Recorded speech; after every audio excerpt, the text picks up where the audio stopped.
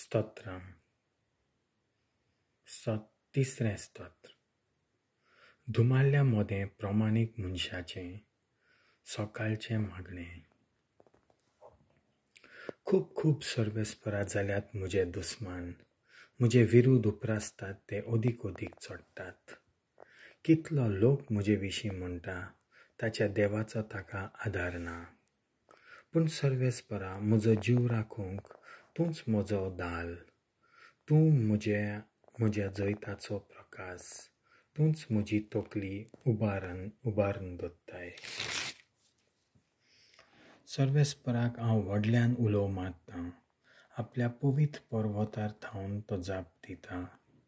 देखून आड पडटा, सुस्त न्हिदता आनी उठ्ठा, कित्याक सर्वेस्पर म्हाका सांबाळटा.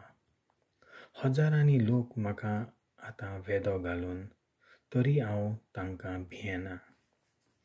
उठ सर्वेस्परा, म्हाका निवार. म्हज्या देवा, म्हज्या दुस्मानांचें तोंड फोडटाय आनी नश्ट्यांचे दांत मोडटाय तो तूंच.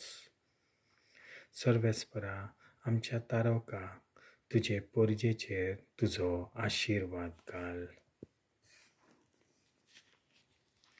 देवाचें उतर हें.